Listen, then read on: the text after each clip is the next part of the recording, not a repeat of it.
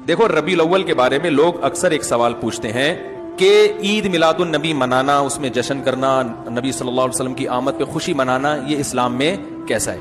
आज की इस वीडियो में देवबंदी मज़हब के शादी स्पेशलिस्ट मुफ्ती जनाब तारिक मसूद की इसी शॉर्ट वीडियो में उनकी एडवांस अक्लमंदी का जायज़ा लेकर उनकी बदफहमी का जवाब देने वाला हूँ। ये वीडियो एक साहब ने इंस्टाग्राम के लिंक के साथ मुझे भेजकर जवाब की फरमाइश की, तो सोचा चलो ये भी हो ही जाए।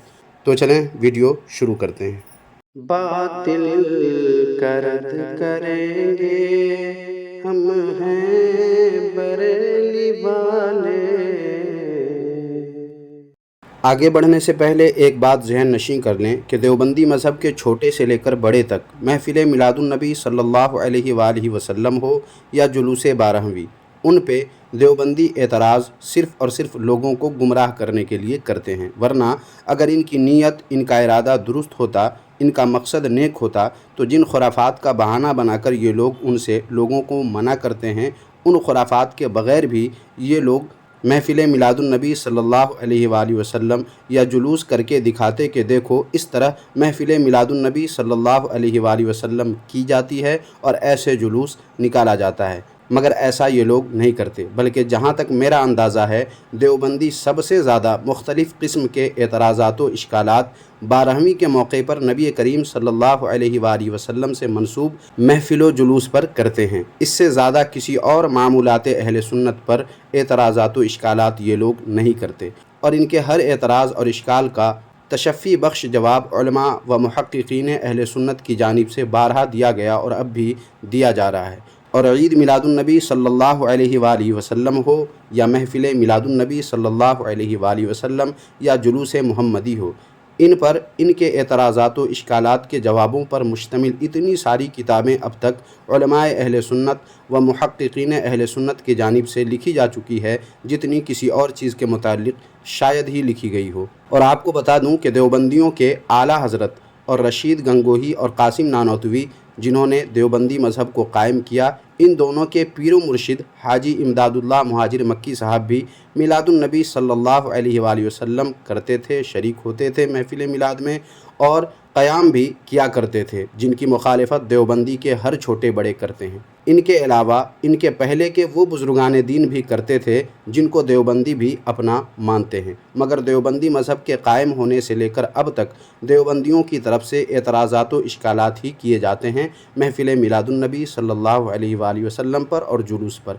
आज ये लोग खुराफात का बहाना करते हैं ना, लाइटिंग और झंडी का बहाना तो ये लोग आज करते हैं, लेकिन पहले तो ये सब नहीं होता था। फिर भी देवबंदी इनके मुखालिफ बल्कि दुश्मन ही थे। इसलिए ये याद रहे कि ये लाइटिंग, ये झंडी और कहीं किसी नामालूम जगह के जुलूस में दुनियादारों और शोहरत पसंद लोगों की हरकत को दिखाकर आज जो देवबंदी मज़हब के उलमा या आवाम उल्टे सीधे एतराज़ करते हैं और लोगों को उनसे मुतनफ़िर करने की नापाक कोशिश करते हैं, ये सिर्फ़ लोगों को धोखा देने के लिए है। वरना जिस वक्त ये लाइटिंग का नामो निशान नहीं था, जब झंडियाँ भी नहीं होती थीं, जब जुलूस भी नहीं निकाले जाते थे, तब भी ये लोग शैतान बनकर लोगों को तख़सीसात और क़ुयूद का बहाना करके लोगों को इनसे दूर रखने की एड़ी चोटी का ज़ोर लगा देते थे। इसलिए मेरा अपना तजर्बा यह है कि इन देवबंदियों को आप लाख सबूत दे दें, ये मानने वाले नहीं हैं। बस आप ये समझ लें कि जब कोई देवबंदी वहाबी है तो दुश्मन रसूल और दुश्मन मिलाद होगा ही होगा। अलबत्ता ये भी है कि कभी कभी अल्लाह तबारक व तआला देवबंदियों की ज़बान कलम से भी मिलादुन नबी सल्लल्लाहु अलैहि वसल्लम या दिगर मामूलात अहले सुन्नत की तायीद भी करवा देता है, जिस पर कई मिसालें अल्हम्दुलिल्लाह मौजूद हैं। खैर चलिए अब देवबंदी मज़हब के शादी स्पेशलिस्ट मुफ्ती जनाब तारिक मसूद की भी सुन लेते हैं और देखते हैं कि ये जनाब क्या गुल खिला रहे हैं। देखो, रबीउल अव्वल के बारे में लोग अक्सर एक सवाल पूछते हैं कि ईद मिलादुन नबी मनाना, उसमें जश्न करना, नबी सल्लल्लाहु अलैहि वसल्लम की आमद पे खुशी मनाना, ये इस्लाम में कैसा है। पहली बात तो ये कि 12 रबीउल अव्वल नबी का यौम विलादत है, इस पर कोई सही रिवायत मौजूद नहीं है। अगर है तो भाई कोई दिखा दे, भाई ये रिवायत है, इसके ये रावी हैं, सारे सिक़ा रावी हैं, ऐसी कोई रिवायत मौजूद नहीं है। और उसकी वजह यही है कि अल्लाह ताला ने अपने नबी की विलादत के दिन को उम्मत से छुपा लिया है ताकि उसमें खुराफात न, क्योंकि पिछली उम्मतों ने किया ना अपने अंबिया की विलादतों के दिन के साथ। इसका एक जवाब तो ये है कि जनाब अगर बिलफ़र्ज़ आपकी बात को तस्लीम कर भी लिया जाए कि चलो 12 रबीउल अव्वल नबी करीम सल्लल्लाहु अलैहि वसल्लम का यौम विलादत नहीं है, تو آپ کے دیوبندی مذہب میں جس دن جس تاریخ کو یوم ولادت درست ہو اسی دن آپ بھی نبی کریم صلی اللہ علیہ وآلہ وسلم کی تشریف آوری اور ان کی پیدائش کے تذکرے کے لیے ایک محفل منعقد کر کے بتائیں۔ اگرچہ ان کا نام میلاد النبی صلی اللہ علیہ وآلہ وسلم آپ لوگ نہ رکھیں، سیرت النبی صلی اللہ علیہ وآلہ وسلم ہی کا نام رکھ لیں، مگر کریں تو صحیح۔ ایک تو آپ لوگ خود کرتے نہیں ہو اور جو کرتے ہیں ان پر اعتراض پہ اعتراض کر کے روکنے کی شیطانی کوشش کرتے ہو۔ کیا یہی آپ لوگوں کا عشق ہے؟ کیا یہی آپ لوگوں کی نام نہاد مسلمانی ہے؟ خیر، دوسرا جواب یہ ہے کہ جناب شادی اسپیشلسٹ صاحب، آپ اپنے ہی مولویوں کی تحریر و مضامین پڑھ لیں تو یہ اعتراض آپ کبھی نہیں کریں گے۔ مثلا یہ دیکھیے، ماہنامہ دارالعلوم دیوبند جنوری 2015 کا شمارہ ہے۔ اس کے صفحہ نمبر 27 پر محمد شفیع قاسمی بھٹکلی دیوبندی کا تحقیقی مضمون شائع کیا گیا تھا، جس میں جیسا کہ آپ دیکھ سکتے ہیں دیوبندی اور قاسمی ہی نے تحقیق کے ساتھ یہ بات ثابت کیا ہے کہ جمہور علماء اہل سنت والجماعت کے نزدیک رسول اللہ صلی اللہ علیہ وآلہ وسلم کی تاریخ پیدائش 12 ربیع الاول ہی ہے، اور پھر اسے صحابی رسول حضرت عبداللہ ابن عباس رضی اللہ تعالیٰ عنہ اور حضرت جابر رضی اللہ تعالیٰ عنہ سے ثابت کیا ہے، جیسا کہ آپ بھی اس میں لکھا ہوا صاف دیکھ سکتے ہیں۔ ویسے سامعین و ناظرین، اس تعلق سے اور بھی تفصیلی معلومات یا ماہنامہ دارالعلوم دیوبند کا یہ شمارہ PDF میں آپ کو چاہیے یا ٹیکسٹ میں چاہیے تو اس کا لنک ویڈیو کے ڈسکرپشن میں دے دیا گیا ہے، اس پر کلک کر کے آپ مضمون بھی پڑھ سکتے ہیں اور اس رسالے کے PDF فائل کو بھی آسانی سے وہاں سے ڈاؤن لوڈ کر سکتے ہیں۔ المختصر یہ کہ شادی اسپیشلسٹ کو ان کے گھر سے ہی جواب مل چکا ہے، وہ بھی حدیث کے حوالے سے کہ 12 ربیع الاول تاریخ ولادت رسول صلی اللہ علیہ وآلہ وسلم ہے۔ لیکن یہ جناب یا ان کے جیسے اکثر و بیشتر دیوبندی وہابی یہی کہہ کر لوگوں کو بیوقوف بنا کر دھوکہ اور فریب دینے کی ناپاک و شیطانی کوشش کرتے رہتے ہیں، جس کا آج پردہ فاش کر دیا گیا ہے۔ اب آگے دیکھیے یہ جناب کیا کہتے ہیں۔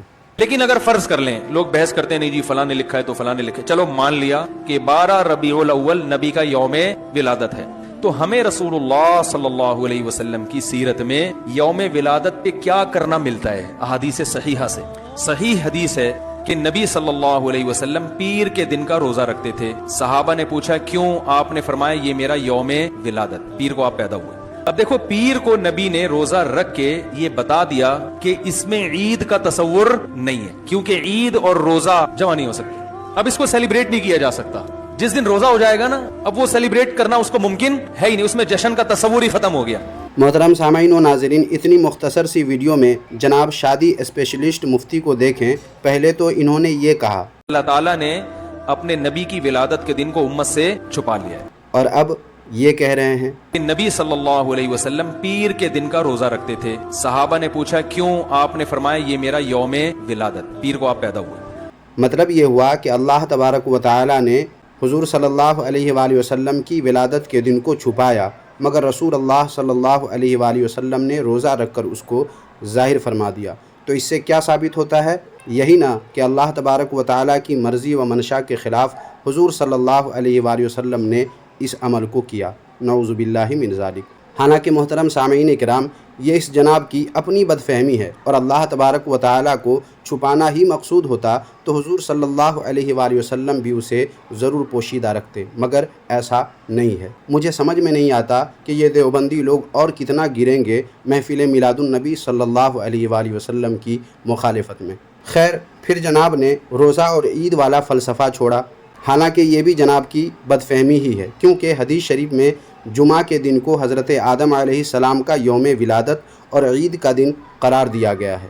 یہ تو سارے دیوبندی وہابی جانتے ہی ہوں گے، اور سنی تو الحمدللہ جانتے ہی جانتے ہیں۔ تو جمعہ کا دن حضرت آدم علیہ السلام کا یوم ولادت اور عید کا دن بھی ہے، مگر جمعہ یعنی عید کے دن روزہ رکھنے کی بھی اجازت ہے۔ اب اسے ہم دیوبندی کے گھر سے ہی ثابت کر دیتے ہیں تاکہ کسی دیوبندی کو کوئی اعتراض نہ ہو، کوئی شکایت نہ رہے۔ چنانچہ یہ دیکھیں، بنوری ٹاؤن کے دیوبندی مدرسہ کے دارالافتاء کا یہ فتویٰ ہے، جس کا اسکرین شاٹ آپ دیکھ سکتے ہیں۔ اس میں صاف لکھا ہوا آپ دیکھ سکتے ہیں، پڑھ سکتے ہیں کہ جمعہ کے دن نفلی روزہ رکھنا جائز ہے۔ اب یہ دیکھیں دارال علوم دیوبند کا آن لائن فتویٰ کا اسکرین شاٹ ہے، اسے بھی آپ دیکھ لیں۔ اس پر بھی آپ صاف لکھا ہوا دیکھ سکتے ہیں، پورا فتویٰ اگر آپ پڑھنا چاہیں تو ویڈیو کو روک کر پڑھ سکتے ہیں۔ تو اس پر صاف آپ لکھا ہوا دیکھ سکتے ہیں، لکھا ہے کہ جمعہ کے دن روزہ رکھ سکتے ہیں۔ مطلب یہ ہوا کہ جناب شادی اسپیشلسٹ مفتی نے جو اپنی بدفہمی کا شوشہ چھوڑا تھا وہ آخرکار اپنی موت آپ مر گیا، اور دیوبندیوں کے گھر سے ہی ثابت ہو گیا کہ جناب شادی اسپیشلسٹ لوگوں کو غلط بیانی کر کے گمراہ کرنے کی شیطانی اور ناپاک کوشش کر رہے ہیں، کیونکہ انہوں نے دعویٰ یہ کیا تھا عید اور روزہ جمع نہیں ہو سکتے، اب اس کو سیلیبریٹ نہیں کیا جا سکتا۔ جس دن روزہ ہو جائے گا نا، اب وہ سیلیبریٹ کرنا اس کو ممکن ہے ہی نہیں، اس میں جشن کا تصور ہی ختم ہو گیا۔ حالانکہ سامعین آپ نے دیکھا کہ دیوبندیوں کے گھر سے ہی عید اور روزہ کا جمع ہونا ثابت کیا جا چکا ہے، اور جب یہ ثابت ہو گیا تو سیلیبریٹ اور جشن بھی ثابت ہو گیا۔ لہٰذا جناب کا جاہلانہ اعتراض ان کے گھر کے ہی حوالوں سے اپنی موت آپ مر گیا۔ اب اس پر آپ حضرات کی کیا رائے ہے کمنٹ باکس میں ضرور بتائیں، اور ویڈیو کو لائک کر کے اس ویڈیو کو خصوصی طور پر خوب شیئر کریں، کیونکہ کچھ سیدھے سادے سنی بھی اس شادی اسپیشلسٹ مفتی کو اچھا سمجھتے ہیں، حالانکہ بد مذہبیت کا رنگ بلکہ بدبو ان سے بھی صاف محسوس کی جاتی ہے۔ اس لیے ان لوگوں تک بھی یہ ویڈیو پہنچ جائے، یہ کوشش کریں اور خوب شیئر کریں اس ویڈیو کو۔ اللہ تعالیٰ سے دعا ہے کہ اللہ تبارک و تعالیٰ آپ کو اس کا جزائے خیر عطا فرمائے، آمین ثم آمین۔